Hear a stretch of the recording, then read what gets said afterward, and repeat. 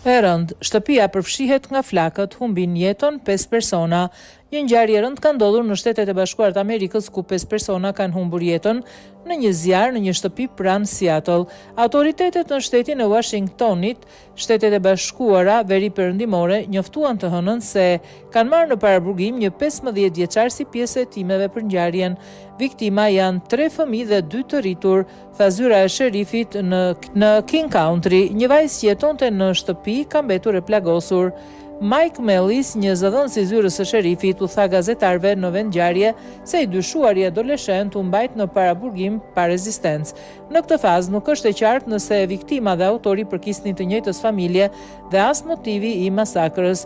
Adoleshenti që u mor në paraburgim pritet të dalë sot ose nesër sipas zyrës së sherifit.